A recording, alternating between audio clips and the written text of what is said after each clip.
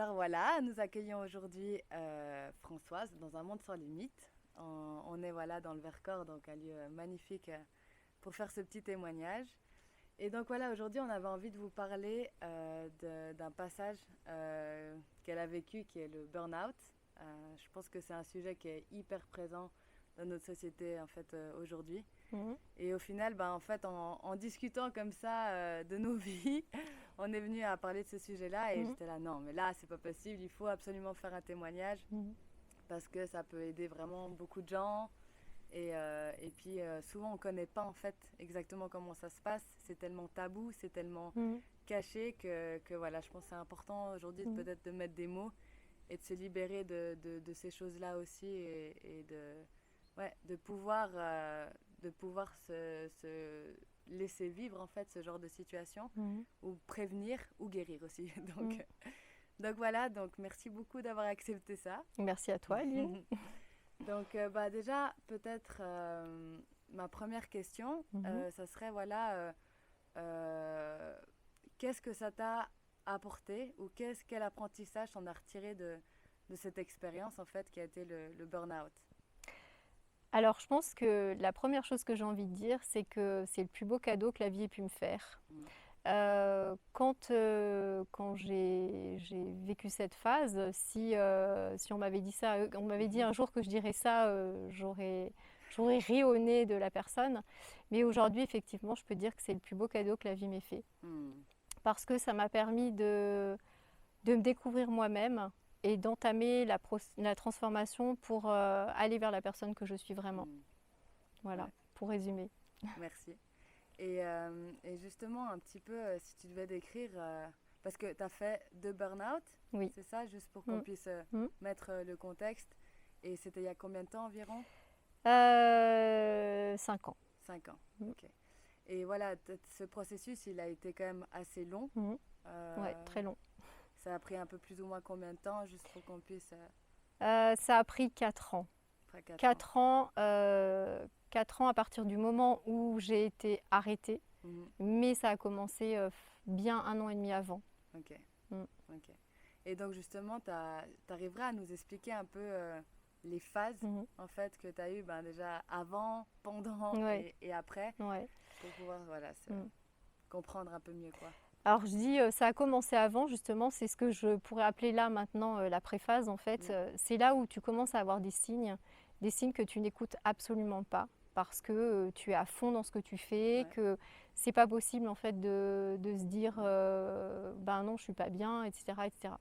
Donc en fait dans cette préphase il y a eu plusieurs événements qui ont fait que avec du recul Mhm. aujourd'hui je sais que c'était les prémices que je n'ai pas écoutées. Donc ça passe par des vertiges, ça passe par des épisodes où, alors que j'étais quelqu'un de très sportif, où on a fait une randonnée très facile, où je me suis retrouvée à genoux en pleurs parce que j'arrivais plus à mettre un pied devant l'autre. Ça a pu être aussi sur un terrain de handball où je me Mhm. suis effondrée en sortant du terrain en urgence parce que j'avais plus du tout de force et voilà. Donc des phases comme ça où en fait, logiquement, on devrait se dire qu'il y a quelque chose qui ne va pas. Mais en fait, non. Ça reste un épisode. On se dit, bon, bah, ça ira mieux demain. Mhm. Ou alors, c'est pas très grave. Voilà. Ouais. Donc, il y a eu des épisodes encore plus marquants que ceux-là. Notamment une fois où je me suis réveillée un matin et je commençais à me préparer et où je me suis traînée jusqu'au lit parce que je n'avais vraiment plus du tout de force. Et voilà, donc là, je ne me suis pas du tout écoutée, donc je suis allée travailler l'après-midi. Enfin voilà, des épisodes comme ça, des alertes comme ça, il y en a eu énormément. Du simple vertige à ce genre d'épisode-là. Et donc ça, c'était avant qu'il y ait le burn-out Tout à tel fait. quel en fait. Ouais. Donc ça a duré à peu près 1 an et demi, avec bien sûr le sommeil qui n'est plus du sommeil. Hein, c'est des micro-sommeils qui font que le matin on est sur les rotules. Ça a été un début de perte de concentration, etc. etc. Et puis ça s'est terminé par un épuisement physique. Mhm. Entre-temps, toute la joie, toute la gaieté que je pouvais avoir aussi dans le travail ou à la maison, etc., s'est éteinte à petit feu, j'ai envie de dire vraiment. Donc cette phase-là, elle a duré quand même longtemps, puisque c'était 1 an et demi à peu près, d'aussi loin que je me souvienne, hein, parce que je ne sais pas si c'était même avant. Ouais. Et finalement, donc bien sûr, je suis allée voir le médecin plusieurs fois, pensant que peut-être j'avais des carences ou des choses comme ça. Donc des prises de sang ont montré que tout était OK, hein, bien évidemment. Donc le médecin a essayé de m'arrêter, j'ai toujours dit non parce qu'il fallait que j'aille travailler, que j'étais indispensable. Voilà. Donc jusqu'au moment où en fait j'ai été en épuisement physique, et là où je me suis rendu compte que c'était absolument impossible de mettre un pied devant l'autre. Et donc là, tu vas chez le médecin et le médecin te dit, bah voilà, vous faites un burn-out. Et là, tu rentres dans la phase de déni. Donc c'est la deuxième phase, la phase de déni qui a duré assez longtemps pour moi, hein, puisqu'elle a duré 7 mois. Phase de déni pendant laquelle tu te mets dans une bulle. Et là, tout ce qui est autre que toi est impossible. Non pas parce que tu deviens égoïste, simplement parce que tu es en mode survie. Tu es en mode survie et tu es incapable en fait de recevoir les émotions des autres, de recevoir les mots des autres, etc. Et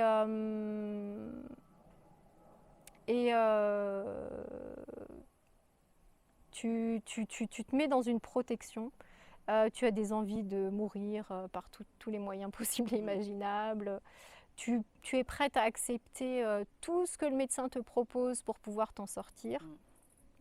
Et puis tu pleures sans raison. Et puis respirer, c'est monter l'Everest en fait. Voilà, pour te donner une idée un peu de ce que ça représente. Tout est très compliqué, très difficile. Après, tu as la deuxième phase où là, tu es dans la colère. Tu es dans la colère et tu te dis, mais ça ne peut pas m'arriver à moi. Tout est OK dans ma vie, je travaille, j'ai un mari, j'ai des enfants qui sont aimants, tout va bien, j'ai une maison, j'ai un confort, voilà.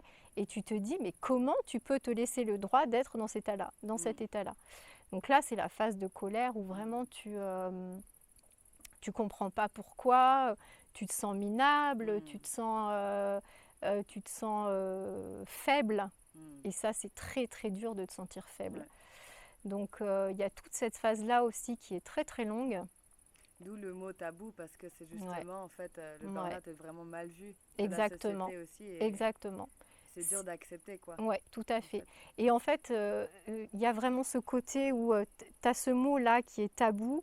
Et j'ai vraiment envie de mettre en parallèle, même si ce n'est pas tout de suite le sujet, mais ce n'est pas grave, le mettre en parallèle ce côté tabou et ce côté cadeau. Parce que pour moi, c'est vraiment un cadeau, malgré le tabou qu'on peut avoir. Et il faut vraiment avoir conscience de ça, même si ce n'est pas facile au début. Après, il y a donc cette phase de colère. Après, il y a une phase plus ou moins d'acceptation, mais qui reste très, très difficile parce qu'on est toujours dans la perte d'estime de soi. On n'a pas réussi, en fait. Il y a vraiment cette faiblesse qui est toujours présente, cette culpabilité, hein, parce que celle-ci aussi, elle est très très présente dans toutes les phases, mais aussi dans cette phase-là. C'est comme si en fait tu avais échoué. En fait. C'est ça, exactement. C'est que de quel droit tu échoues et pourquoi tu te laisses le droit d'échouer, alors que tu as toujours été forte. D'ailleurs, les collègues de travail, par exemple, ne comprenaient pas parce qu'elles disaient... Françoise, c'est pas possible parce que c'est quelqu'un de très fort mentalement, etc., etc. Donc voilà, il y a cette phase d'acceptation. Et puis après, il y a la dernière phase, je dirais, qui est une phase pendant laquelle on commence à accueillir. Et c'est différent de l'acceptation. On commence à accueillir et en fait, on commence à sentir qu'il y a une transformation.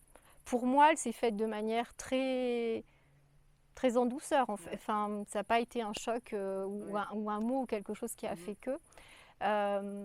D'abord, on essaye de se prendre en main différemment de la médecine traditionnelle, déjà. Donc, il y a plein de choses qui viennent là. Et Et on sent quelque part que les choses sont en train de se transformer profondément en soi.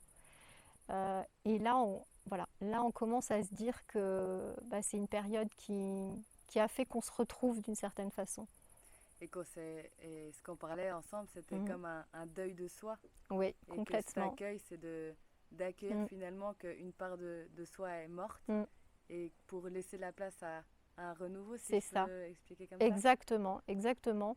En fait, dans cette phase-là, on prend conscience que, alors vraiment à la fin de la phase, hein, Oui. mais dans cette phase-là, on prend conscience que tout ce qu'on a vécu pendant ces phases très difficiles, où on tombe très bas, tout ça, ça a un sens en fait. Parce qu'on déconstruit finalement ce qu'on a construit avec nos croyances, avec la société, avec notre éducation, avec tout ce qu'on a vécu, avec notre propre histoire avant ça. Et finalement, on se rend compte qu'on a fait les choses parce qu'il fallait les faire. On n'a pas fait les choses parce que c'était ce qu'on est en fait, tu vois. Et du coup, cette phase-là, tu déconstruis effectivement, tu fais le deuil de toi, de ton faux toi, en fait. De ton faux toi, effectivement, et tu reconstruis pour aller vers qui tu es vraiment. Sur de nouvelles bases. C'est ça. Et ça, c'est le plus beau cadeau, et je le répète encore une fois, c'est le plus beau cadeau que la vie, elle puisse te faire. À partir du moment où tu veux bien en prendre conscience et où tu veux bien l'accueillir. C'est un sacré cheminement. Ouais, complètement. Et c'est long quand même. Mais bon, ça vaut le coup quand on voit tout ce que ça peut... Enfin, je veux dire, 5 ans, c'est quoi sur une vie entière? Dans le sens, si c'est pour une réelle transformation. Voilà. Si on a, au début de la transformation, ça paraît très long si on n'en a pas conscience. Mais si on a la chance de savoir que ce qu'on vit et qu'on le comprend, finalement, on accueille, je pense, plus vite et on transforme plus rapidement aussi. Oui, et chaque étape est vraiment importante dans le processus, je pense. Et moi, il m'a fallu ce temps-là. Peut-être que d'autres mettront 15 jours, peu importe. En tout cas, c'est vraiment le temps qu'il m'a fallu. Et c'est comme ça. Et puis justement, d'ailleurs, en parlant de guérison, quel a été toi, en fait, ton chemin un peu de guérison? Qu'est-ce qui t'a aidé, en fait, à aller vers ça, quoi?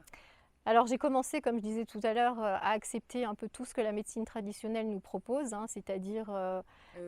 alternative? Ah non, traditionnelle. Non, traditionnelle, excuse. pour commencer, Voilà, puisque voilà, j'étais pas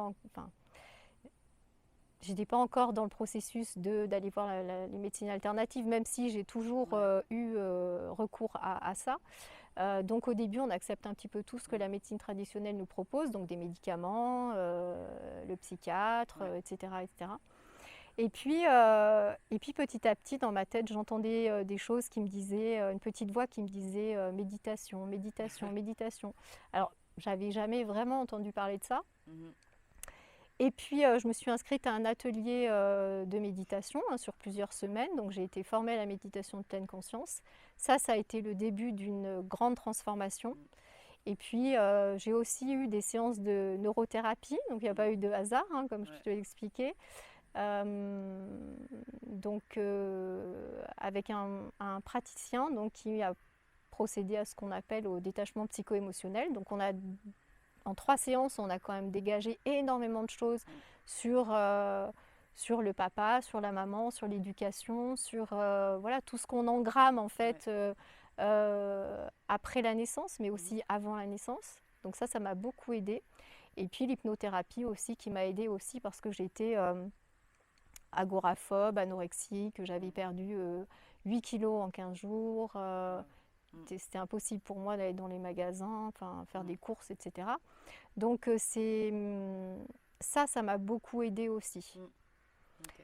Et la transformation, elle est juste incroyable au dire des autres aussi. Je suis plus la même Françoise qu'avant avant ça en fait. Voilà. Ok. Ah, c'est une belle. Je pense que c'est une belle approche de pouvoir aussi se dire, je m'autorise aussi à me faire accompagner. Oui, et je reste pas seule oui, avec ma problématique. En fait, complètement. à garder ce truc, Mm, je suis forte, je peux me débrouiller seule, je mm. peux aussi demander de l'aide en fait à des thérapeutes qui peuvent Exactement, accompagner ce processus en exactement. fait. Ouais. Mhm.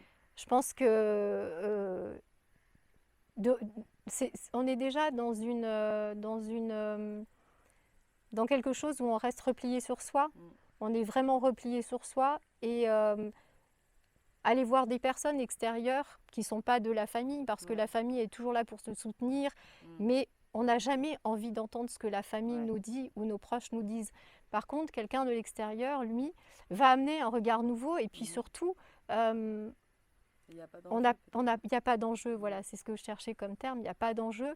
Et du coup, on peut à un moment donné se dévoiler, on peut aussi essayer d'aller vers le plus profond des choses, Ouais. ce qu'on ne fera pas forcément avec des proches. Mhm. Ouais, Voilà. effectivement. Et toi, justement, est-ce que tu arriverais à donner un peu un profil de personnes, justement, qui pourraient tendre vers, en fait, le burn-out, Mhm. même si c'est pas, voilà, c'est pas une généralité, et voilà, mais par rapport à ton vécu et par rapport à ta propre Mhm. personnalité, un petit peu, si tu pourrais donner quelques caractéristiques ou... Alors, moi j'étais une guerrière, Mhm. il fallait que je sois forte, il fallait que je combatte. La vie c'était un combat, Mhm. le côté professionnel c'était un combat. Il fallait toujours réussir, il fallait toujours Mhm. être dans les Au top. meilleurs, etc. etc. Et, euh, et en même temps, j'étais quelqu'un qui me dévoilait très très peu. Mhm. Et je pense que quand on se veut fort comme ça et on est dans un système de protection, Mhm. euh, et ben forcément, il y a un moment donné où ça lâche. Mhm. Et, et de vouloir être trop... Je pense que oui, effectivement, les profils de personnes qui sont contrôlants, qui se veulent forts aux yeux des autres tout le temps, Ouais. euh, je pense que c'est des profils, effectivement, qui peuvent Qui peut avoir plus facilement ce genre de... facilement ce genre de choses. Ouais. Mhm. Tu vois, les gens qui sont toujours au taquet, qui veulent toujours en faire plus, Ouais. plus, plus, parce qu'on leur en demande plus, mais Ouais. du coup, qui sont toujours à fond là-dessus. Je pense que ça, ouais, c'est vraiment des profils qui, Mhm. potentiellement, voilà, je ne suis pas en train de dire que tout le monde va Oui, faire un oui, bien burn-out, sûr, non, mais mais c'est juste par pour avoir contre, une idée. ouais, après, Et l'exigence envers soi-même, est-ce que tu penses ouais, qu'elle a aussi oui, bien sûr, le peut-être perfectionnisme, exigence ouais, envers soi-même ouais, pour vraiment chaque ouais, fois faire plus, plus, plus? c'est ça, exactement. Mm.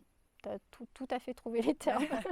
Et ce côté en fait renfermement, c'est un peu comme la dynamique qui va exploser parce que peut-être Oui, quelqu'un qui va être plus qui va plus s'exprimer mm, et plus dire ce qu'elle ressent, finalement ça peut un petit peu équilibrer ouais, peut-être l'ensemble. tout C'est un à peu ça fait. que tu veux dire, Olga. Après, ce que je voudrais souligner aussi, c'est que moi, j'ai eu une expérience comme celle-ci, donc qui s'est fait vraiment sur des années, etc. Oui, Mais qu'il y a d'autres aussi types de burn-out où les ouais. personnes, en fait, elles vont faire une énorme crise d'angoisse Mm, et finalement, ça va être détecté tout de suite. mm, Donc le processus va être différent, je ouais. pense. Selon chaque personne, quoi. Exactement, Mhm. Ok. exactement. Et puis ma dernière petite question, ça serait justement aussi quel sentiment, enfin non, j'ai deux petites dernières questions. C'est un peu quel sentiment en fait tu avais aussi aux yeux de la société Mm. dans ces moments-là, justement en lien avec cette thématique, et comment tu te sentais en fait Mm. à cette place-là en fait. J'avais l'impression d'être nulle, de servir à rien, d'être complètement inutile, d'être un fardeau en fait, d'être vraiment un fardeau et ouais, de vraiment être un poids. Enfin, c'est ce sentiment de se sentir inutile, c'est vraiment très lourd à porter dans ces moments-là, Ouais. en fait. Mhm. Et ouais, tu te sens vraiment. En plus, tu n'es pas concentré, tu manques de concentration. Moi, je lisais énormément, j'ai toujours lu depuis toute petite. Mm. Et là, c'était impossible pour moi de lire. Ah, tu disais que tu n'arrivais plus du tout à te poser et à essayer de lire ou d'écouter ou C'était impossible. un C'était trop plein. impossible de regarder un écran et d'avoir quelqu'un qui te parle à côté. Pour moi, c'était impossible, alors Mm. que je suis capable de faire deux choses à la fois. Mm. Pour moi, c'est pas un problème. Ouais. Mais du coup, tu vois, tout en fait te ramène à quelque chose où tu es incapable. Mm. Voilà, tu vois ce côté incapable Ouais, et puis cette culpabilité que tu ressens aussi d'être dans cet état-là et de d'être rien un pouvoir poids, faire en de fait. rien pouvoir faire. Il y a cette impuissance face à tout ça. Mm.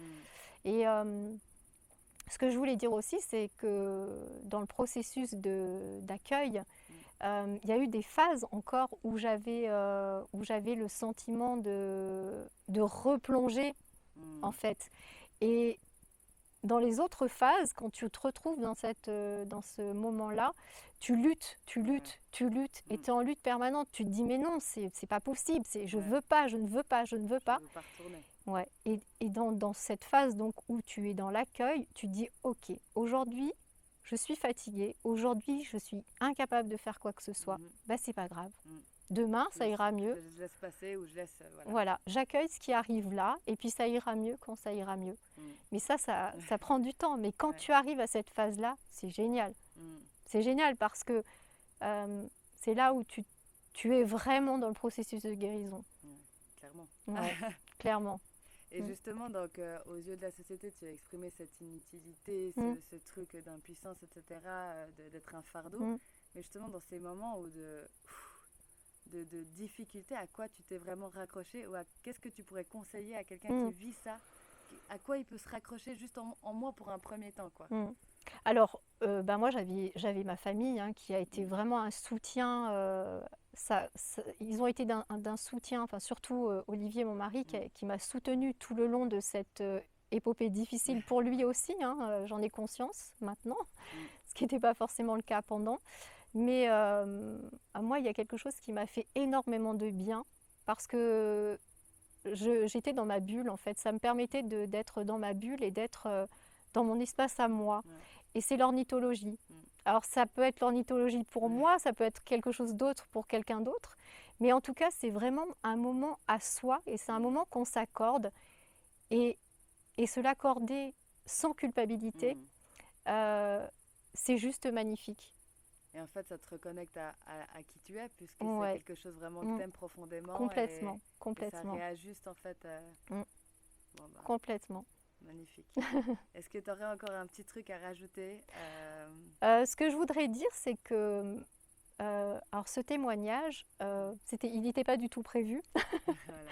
mais c'est des choses que du moment où j'ai fait mon burn-out, j'ai jamais eu ce genre de témoignage et je me dis que s'il y a peut-être un mot ou une phrase ou quelque chose qui va permettre à quelqu'un, ne serait-ce qu'une personne, de se retrouver et de se dire bah oui, c'est quelque chose que je suis en train de vivre en fait. J'ai le droit d'être dans cette situation-là et j'ai le droit aussi qu'on me le dise et que ce soit reconnu. Et rien que ça, je pense que c'est juste hyper précieux. Hyper précieux. Voilà. Merci beaucoup. Merci à toi. Donc merci beaucoup pour ce témoignage et voilà, j'espère que ça aidera des personnes et que ça amènera vraiment, je suis sûre de toute façon que ça amènera plein de belles choses aux gens qui écouteront ce témoignage. Merci mille fois. Merci Aline.